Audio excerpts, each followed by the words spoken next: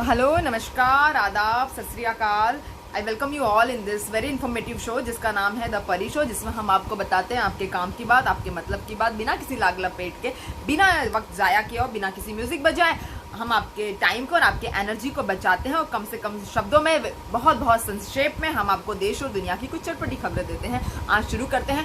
कांग्रेस अध्यक्ष सोनिया गांधी ने कांग्रेस पार्टी को बचाने का जिम्मा अपने कंधे ले लिया है। इसके पहले भी 2019 के इलेक्शन में उन्होंने पार्टी को एक साथ एकता का पाठ पढ़ाया था और कांग्रेस जानती है कि कांग्रेस पार्टी की शक्ति सिर्फ एकता में है और इसी तरह से बीजेपी से वो लड़ाई कर सकती है। एकता ही कांग्रेस पार्टी की शक्ति है, ऐसा सोनिया गांधी जी का मानना है। और आज उन्होंने यही ट्रेंड कायम करते हुए उन्होंने डीएमके के उम्मीदवार द्रविड़ मुनेत्र कड़गम के उम्मीदवार का राज्यसभा के लिए नॉमिनेशंस करने की बात सामने ली है। उन्होंने सभी विपक्षी नेताओं को एक साथ करने की बात बताई है और सारे विपक्ष दलों को इकट्ठे मोदी सरकार के खिलाफ लड़ने के लिए एकजुट करने की राह पकड़ ली है। और उन्होंने ये भी बताया है कि उनकी रणनीति और एकता ही रंग ला सकती है और इस तरह की रणनीति सोनिया गांधी जी तैयार कर रही है, जो बहुत ही खुशी की बात है। मगर कुछ विशेषज्ञों का मानना कुछ और है। उन्होंने कहा है कि जैसे संजय राउत साहब ने, जो शिवसेना के बहुत वरिष्ठ नेता हैं, उन्होंने बताया है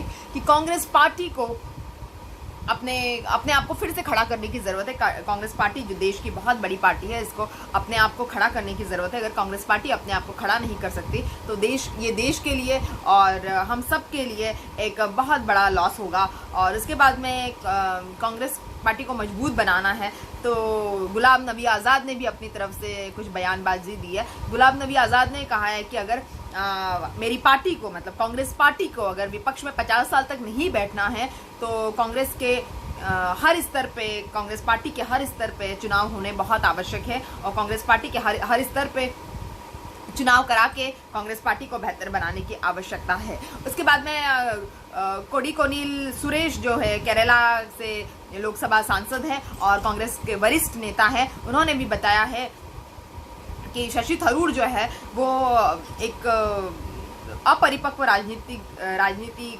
है और वो अपरिपक्वता के चलते वो करते पहले सोचते बाद में, ऐसा उन्होंने इसीलिए बताया क्योंकि शशि थरूर ने जो 23 नेताओं के साथ में सोनिया गांधी जी को चिट्ठी लिख डाली थी, इसके चलते उन्होंने ऐसा बताया है कि सोनिया गांधी जी को चिट्ठी लिखने वाले कई सारे सीनियर्स नेताओं में से शशि थरूर एक थे। उन्होंने बताया कि शशि थरूर डेफिनेटली बहुत बुद्धिमान है, लेकिन वो एक अतिथि कलाकार की भूमिका में कांग्रेस में है। अतिथि कलाकार का मतलब कि उनका रोल ज़्यादा नहीं होता है और जो भी रोल होता है वो इतना प्रभावशाली रोल नहीं होता, उनका कहने का मतलब था। तो कोडिकोनिल सुरेश ने इस तरह की बयानबाजी शशि थरूर के खिलाफ दे डाली है। गौर करने वाली बात है कि कोडिकोनिल सुरेश भी कांग्रेस के ही वरिष्ठ नेता है और उन्होंने इस तरह से जो एक बचपना 23 नेताओं ने सोनिया गांधी को चिट्ठी लिखकर किया है, उसकी खासी भत्सना उन्होंने की है और उन्होंने काफ़ी मजाक उड़ाया है।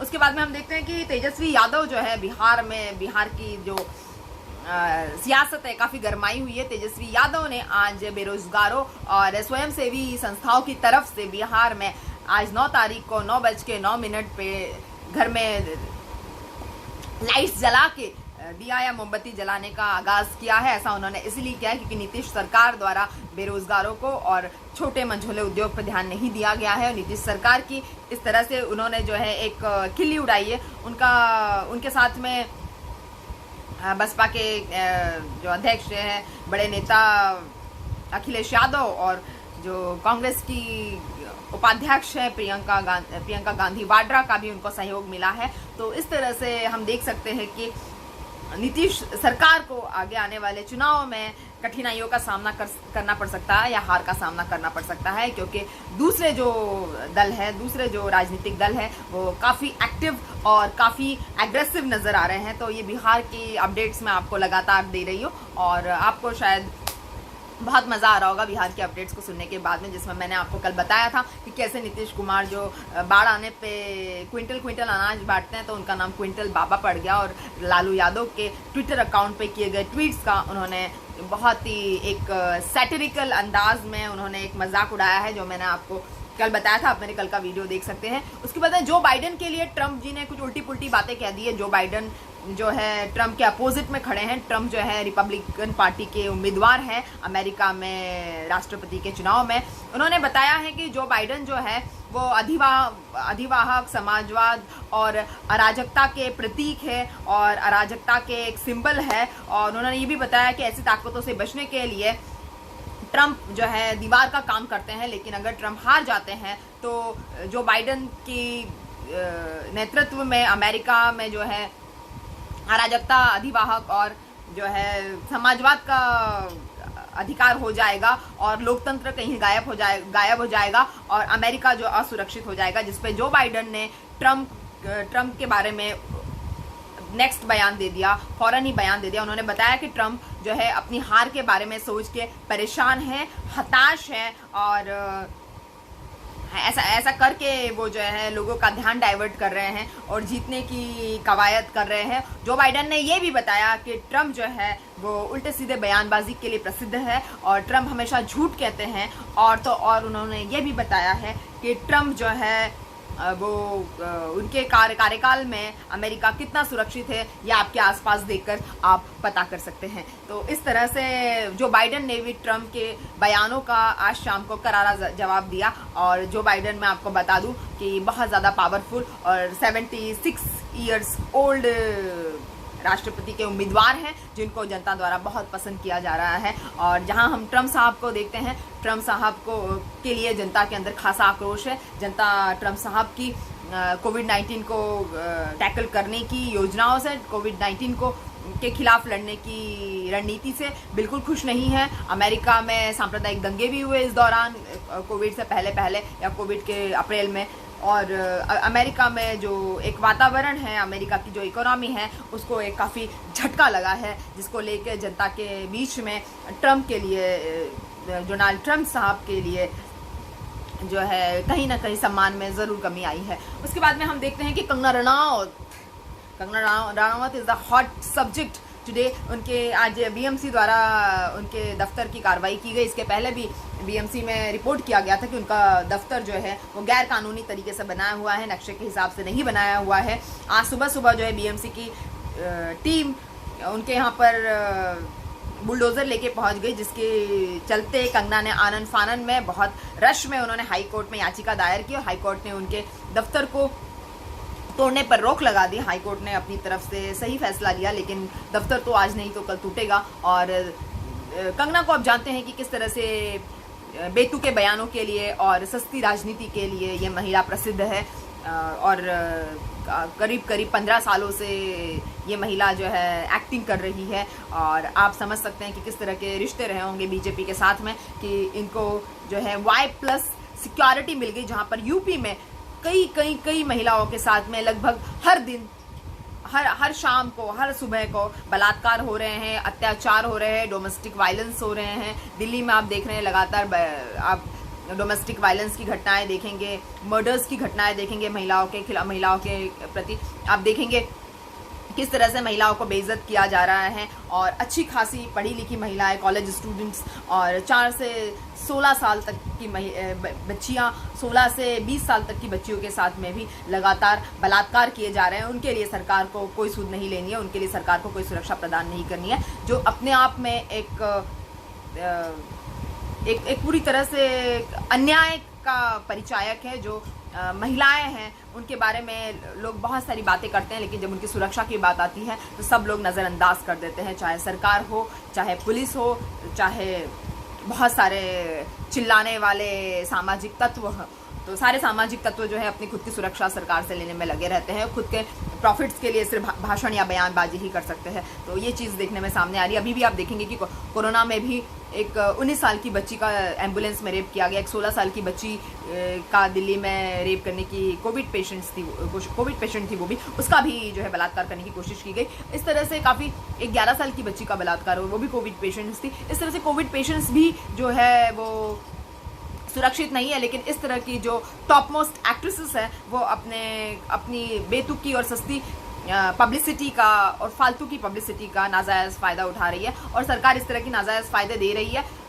ये बात हम मानते हैं कि इन्होंने उद्धव ठाकरे को बाबर बताया और घटिया शब्दों का इस्तेमाल किया, और इस तरह के शब्दों का इस्तेमाल उनको अपनी कर्मभूमि के लिए और उद्धव ठाकरे के लिए नहीं करना चाहिए था, क्योंकि जहाँ वो रहती है, जहाँ वो कमाती है, जहाँ पर उनको एक ज़ीरो से थोड़ा बहुत सक्सेस का उन्होंने स्वाद चखा है, ऐसे समय में उनके लिए इस तरह की बेतुकी बयानबाजी करना और इस तरह के फालतू के मुद्दे उठाकर लोगों को टारगेट करना बेवजह और पुलिस को टारगेट करना, बेसिकली जो पुलिस कोविड में सभी रक्षा कार्यों में जुटी हुई थी, इस तरह से पुलिस को टारगेट करना उनके लिए सही नहीं है, क्योंकि ये वही पुलिस है जिन्होंने कोविड में हम सभी लोगों को बचाया है, जिन्होंने कोविड में हम सभी लोगों के प्राणों की रक्षा की है। और बहुत सारे कोरोना वॉरियर्स जो पुलिस ऑफिसर्स हैं और पुलिस के कांस्टेबल्स हैं, उनकी डेथ हो गई है।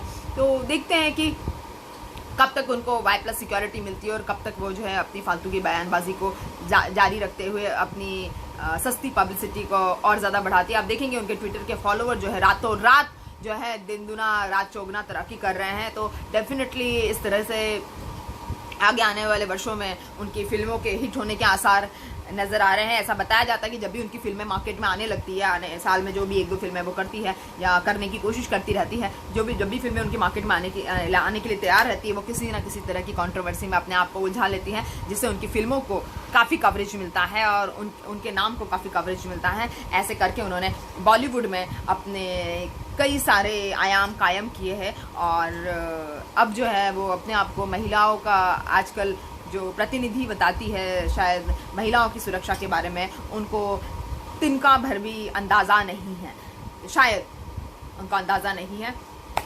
खैर देखते हैं कि आगे आने वाले समय में क्या होता है। सबसे ज़्यादा इम्पोर्टेंट बात मैं आपको बताना चाहूँगी कि शिंजो आबे जो जापान के प्रधानमंत्री है, शिंजो आबे ने अपने इस खराब स्वास्थ्य के चलते अपनी जो है सेवाओं से, अपने पद से इस्तीफा दे दिया, अपनी सेवाओं से इस्तीफा दे दिया। उनका बताना है कि मैं अपने खराब स्वास्थ्य का जो हस्तक्षेप है अपने डिसीजंस में नहीं लेना चाहता हूं। इसीलिए उन्होंने जापान की जनता से माफ़ी मांगी है कि वो अपने पद को छोड़ना चाहते हैं। वो मैं आपको बता दूं कि शिंजो आबे जो है जापान के सबसे लंबे समय तक रहने वाले प्रधानमंत्री हैं, लेकिन उनके इंटेस्टाइन में प्रॉब्लम्स की वजह से और उनको कोविड के बीच में ऐसा बताया जा रहा है कि कोविड से डर कर उन्होंने और कोविड के बीच में उन्होंने जो है लोगों से माफ़ी मांगी है और बताया है कि कोविड के बीच में उनको छोड़ना पड़ रहा है क्योंकि वो एक गंभीर बीमारी के शिकार है। तो शिंजो आबे की जो लोकप्रियता है वो काफ़ी ज़्यादा जापान में देखने को मिलती है और उनकी लोकप्रियता का काफ़ी ज़्यादा क्रेज़ जापान में देखने को मिलता है।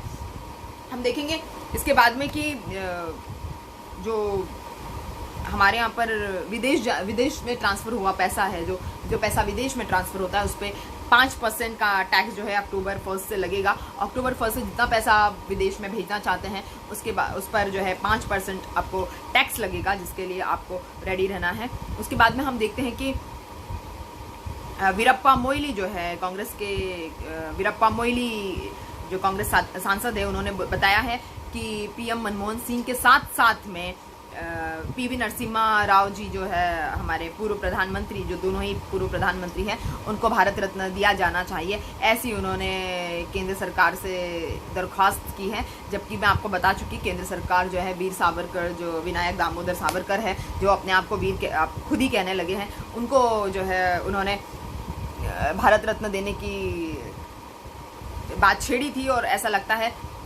विश्वसनीय सूत्रों की माने कि उनको भारत रत्न मिल भी जाएगा। लेकिन वीरप्पा मोइली जो है वीरप्पा मोइली के हिसाब से उन्होंने बताया कि पीवी नरसिम्हा राव साहब और मनमोहन सिंह साहब को भारत रत्न मिलना चाहिए। उनके कामों को देखते हुए, उनके टैलेंट और उनका जो एजुकेशन है और भारत के लिए जो उनका डेडिकेशन है, देश के लिए जो उनका डेडिकेशन है, उसको देखते हुए भारत रत्न को डिजर्व सिर्फ पीवी नरसिम्हा राव और मनमोहन सिंह जी ही फिलहाल में करते हैं। तो अभी के लिए इतना ही, कल फिर मिलते हैं नई अपडेट्स के साथ में।